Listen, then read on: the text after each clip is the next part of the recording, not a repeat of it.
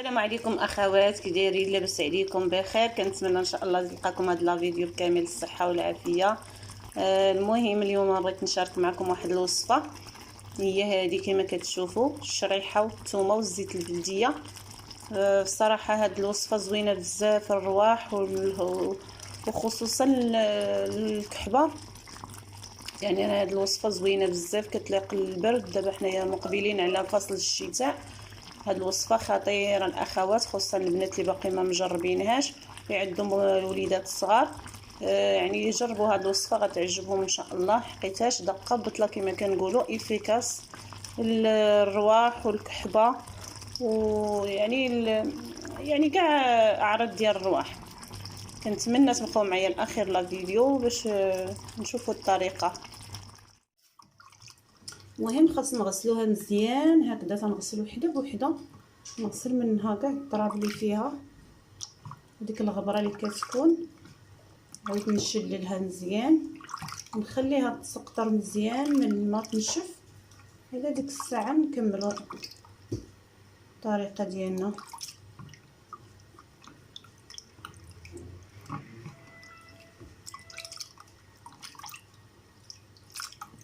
يعني ماشي كنغسلها مره واحده، تنبقى نشد حبه بحبه هكا وتنبقى نغسل فيها مزيان، حيد منها كاع الغبره اللي فيها. عاد كنخليها تسقطر مزيان حتى تحيد منها الماء تنشف. ديك الساعه عاد نصايبها مع الثوم. بقاو معايا لاخر الفيديو باش تشوفوا الطريقه. وهاد الطريقه سبحان الله راه زوينه ومفيده بزاف للكحبه والدراري الصغار اللي تيكحبوا داك السيرويات. يعني كنشريو انا عند تجربه، تنشري دوك السيرويات غير كيجعروا عليهم الكحبه. يعني نهار عرفت انايا هاد الطريقه، كنت سمعتها في الراديو، راه شي تقريبا شي 3 سنين هادي ولا 4 سنين كنت سمعتها في الراديو، ما عقلتش بالضبط شكون اللي كان قالها في الراديو. مهم من تمايا كنجربها، زعما راه افيكاس للكحبه الدراري الصغار والرواح. انا دائما كنديرها في الوقت ديال البرد. بنتي دابا راه عندها تبارك الله 3 سنين، تنعطيها لها كانت فيها الكحبه صافي ما كنتجاوز هذوك السيرويات.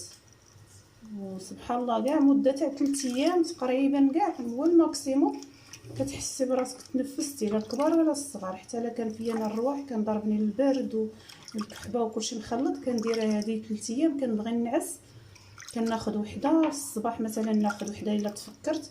مهم ضروريه قبل ما نتنعسي صافي كناكلو ونتعشاو ونشربوا الماء وكلشي. يعني اخر حاجه كناخذ وحده تنشدها، كانت دايره في الثلاجه، كنشد نجبدها نسخنها ندفيها وناكلها صافي.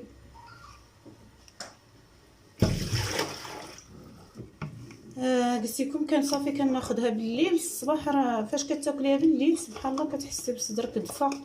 انا تقريبا 3 ايام كاع الا كنت مريضه والرواح 3 ايام الحمد لله كنلقاو نتيجه زوينه على تحيد منا داك الكحبه، خصوصا الكحبه.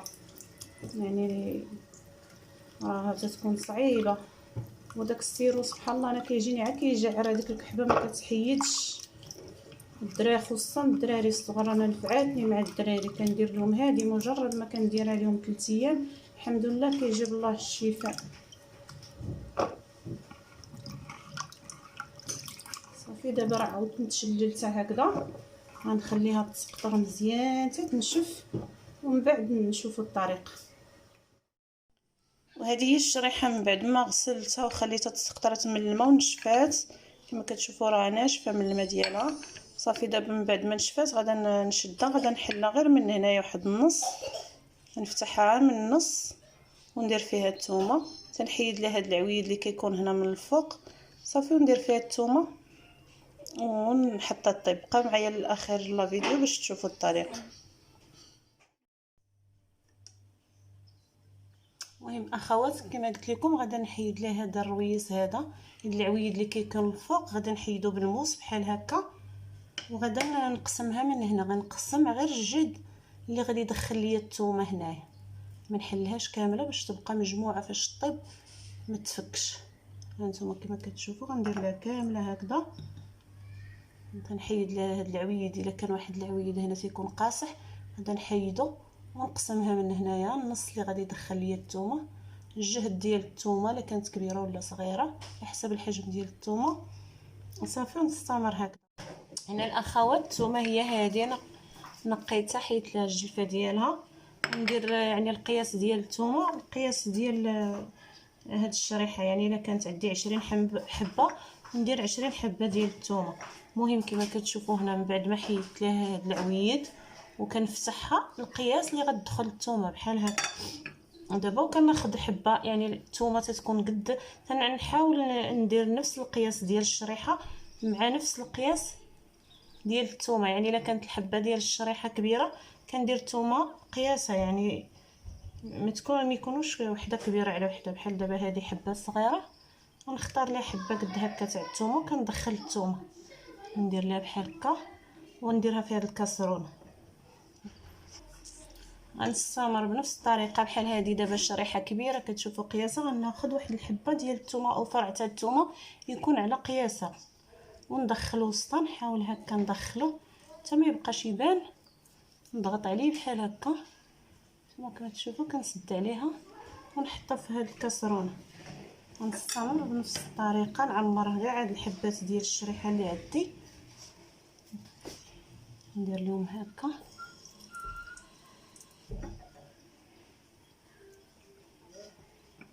كما قلت لكم الاخوات، هاد الوصفه راه زوينه البنات اللي ما مجربينهاش وعندهم وليدات صغار كيمرضوا لهم بالكحبه والرواح يعني في هاد الوقيته ديال البرد، راه من الاحسن جربوا هاد الوصفه، ما غيندموش. زوينه بزاف الكحبه، انا مجرباها ومعاوداها. يعني دابا قلت غدا نصايبها حقيقه حنا ضربنا البرد ومرادين مع هذا الرواح. الله يشافينا وينجي الجميع ويشافي جميع اللي مرض. انا قلت غدا نصايبها، قلت علاش ما نشاركهاش مع الاخوات، يعني حتى اللي ما كيعرفش هذه الوصفه يستافد منها. زوينه بزاف الكحبه. انا مجرد يعني تناخذ قياس وحده بالليل حتى كنبغي ننعس وكناخذها سخونه تكون دافيه، مابقاش نشرب الماء غير ناخذها وننعس. ممكن تاخذوها حتى في الصباح، انا تنفضل بالليل حتى تنبغيو ننعسو ناخذوها دافيه. يعني كنسخنها اول نهار فاش كنصايبها راه كتكون سخونه، ثاني نهار كنجبد داك القياس اللي غادي ناخذ وحده هكا عامره بلاصوص ديالها كندفيها كناخذها كنعس مده ديال 3 ايام، وحده في النهار بالليل، فتقريبا 3 ايام صافي كتبداي تحسي بالكحبه كتلاشى. يعني خصوصا اللي كتجي كحبه مجهده، راه السيرويات كيجيوني انا غير كيجعروا كحبه، خصوصا بالنسبه للدراري الصغار. مازال حنا ممكن نشربوا السيروم، ممكن نجربوا اي حاجه، من الدراري الصغار ما كيبغيوش. وهذه يعني واخا كنديروا فيها الثومه راه ملي كطيب الثومه ما كتبقاش تبان، يعني ما كتنقص هذيك الحده ديالها، ما تتبقاش الريحه بزاف. واللي ما كيبغيش ياخذها ليها يبغيو ياخذوها ليها الدراري الصغار، شدها طحنها وديرها بحال الكونفيتور وتعطيهم معلقه، تقول لهم غير الكونفيتور ديال الشريحه هذا وتعطيهم ياكلوه.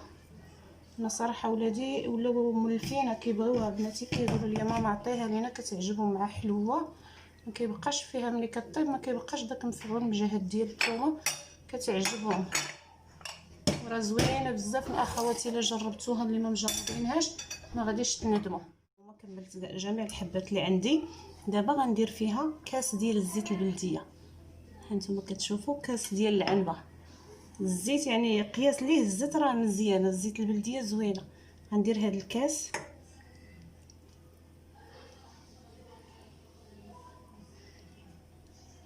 ندير كاس ديال العنبه كما كتشوفوا كامل درتو هنا، وغادي نزيد عليها الماء غادي ندير القياس اللي غادي يغطيها وغادي يطيبها ليا. يعني هانتوما كما كتشوفوا انا غطيتها دابا بحال هكا، غنغطيها وغنشعل عليها البوطون نخليها طيب. الا كانت هاد الشريحه قاصحه يعني غتدي الطياب وبانت ليا وكحات من الماء، يعني نقص منها الماء، غادي نزيد الماء حتى تبان ليا طابت، عاد كنخليها يعني تتوكح، كيبقى فيها داك كيبقى فيها غير ديك الزويته واقفه. يعني نخليها حتى تنشف مزيان، ملي تبان ليا راها طابت صافي نخليها تنشف من الماء، ما نبقاش نزيد الماء. غنشعل عليها البوطه، نقص البوطه ما نجهدهاش ونخليها طيب. هانتوما كتشوفوا الاخوات هنايا هي بدات كتغلى، شتي راه غلات. يعني غنخليها هكا طيب، الا بان ليا راه نقصت من الماء غنزيد ليها شويه ونخليها طيب على خاطر حتى تبان ليا ديك الثومه طابت، ديك الشريحه طابت. ومن بعد غادي نخليها توكح مزيان حتى تنشف من الماء نهائيا، تبقى فيها غير ديك الزويته واقفه، عاد غادا نطفي عليها.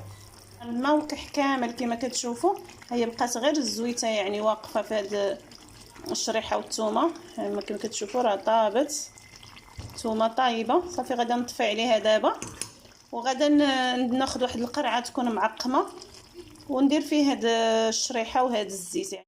والاخوات من الاحسن يعني اللي ما كيبغيوش ياكلوا لنا بحال هكا، دابا هادي كنهز وحده بحال هكذا مع هاد لاصوص صافي، وناخذها بحال هكا ناكلها حتى تنبغي ننعس، وناخذ واحد المعلقه ديال هاد الزيت مع هاد لاصوص ديال هاد الشريحه صافي كناخذها. يعني اللي عنده الوليدات الصغار ومراضين هكا بالكحبه الله يشافي الجميع يتشدها طحنها، اللي بغات طحنها هكا في الطحانه ديال المطيشه ولا اي ميكسور عندكم طحنوه وديروه بحال الكونفيتور في القرعه، وتبقاو تعطيو الدراري الصغار تقولوا لهم الكونفيتور هذا ياخذوه هكذا، راه طايبه وما كتبقاش فيها الريحه ديال الثومه.